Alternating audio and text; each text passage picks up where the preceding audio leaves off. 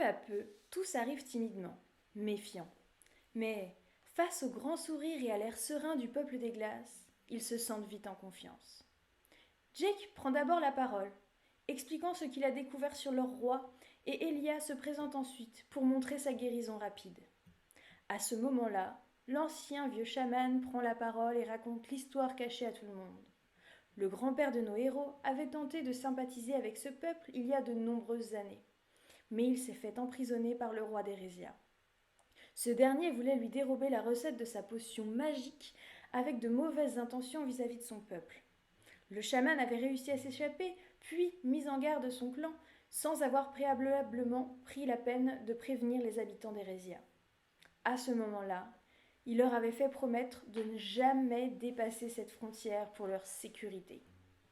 Le peuple des glaces fait comprendre au peuple d'Hérésia qu'ils peuvent vivre ensemble en sécurité et en bonne santé. D'ailleurs, en se soignant à l'aide de la sève du chêne, mais surtout en laissant leur eau se purifier dans le but qu'elle redevienne potable.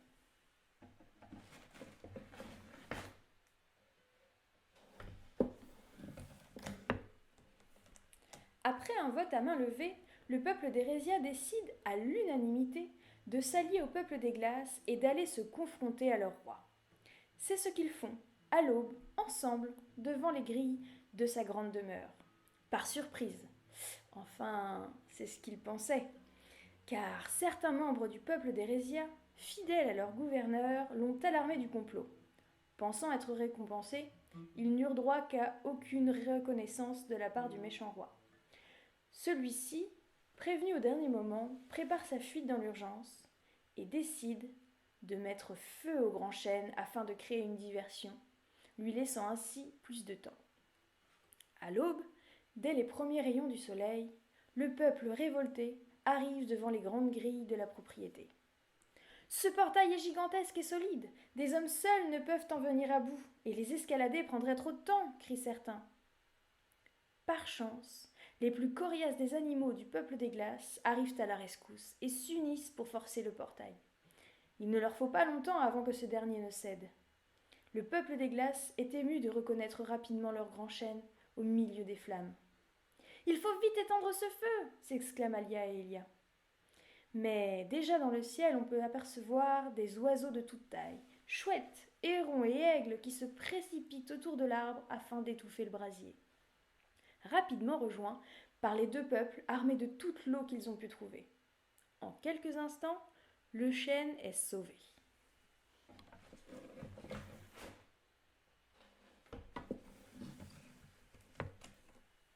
Simultanément, une équipe d'hommes et d'animaux reviennent avec le gouverneur d'Hérésia, qui n'a pas eu le temps de partir bien loin. En effet, dans sa fuite précipitée, il a mal fermé sa valise et a semé des affaires un peu partout sur son chemin. Bien sûr, face aux deux peuples réunis, le roi nie les faits en bloc. Et après avoir essayé de démentir les accusations pendant quelques minutes, des enfants arrivent avec des réserves de poison que ce dernier injectait dans l'eau chaque jour. Tout ce poison suffisait alors à servir de preuve contre lui et à le décrédibiliser. Le peuple est en colère. Le roi s'incline suite à sa défaite et accepte la sentence qui lui est donnée.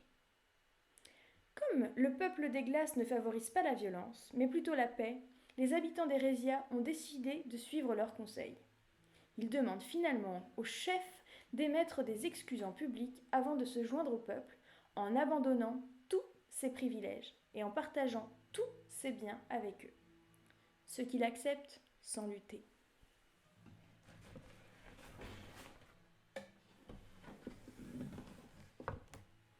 Le soir de cette belle journée de victoire et de libération, les deux peuples se réunissent autour du grand chêne et font la fête toute la nuit. Ils décident alors d'unir leurs territoires et ressources afin d'envisager un monde en paix, un monde d'échange et de coopération entre les deux peuples. Le peuple des glaces décide de laisser le grand chêne sacré à cet endroit, puisqu'après tout, il est maintenant sur un territoire commun. Et surtout, parce qu'aujourd'hui, à l'endroit où il trônait depuis des siècles, se dresse fièrement une petite pousse de chêne.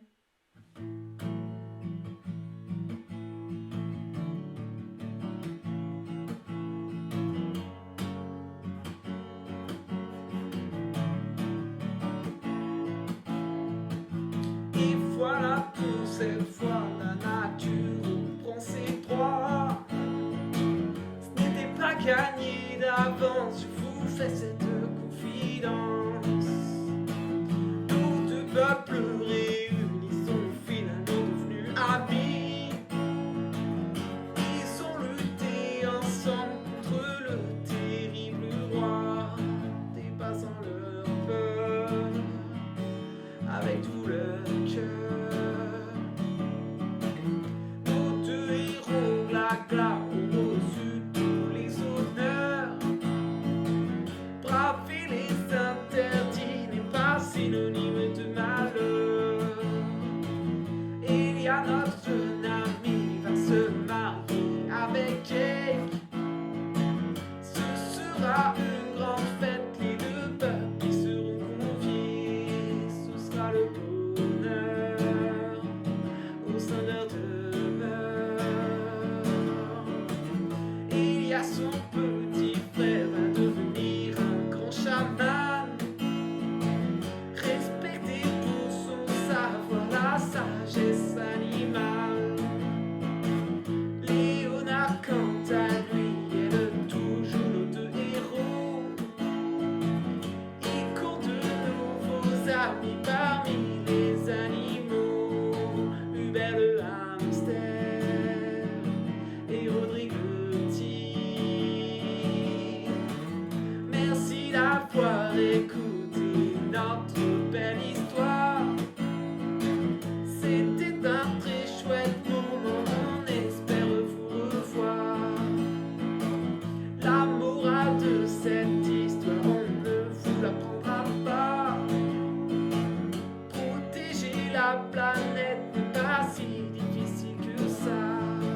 Aimons les forêts et les animaux.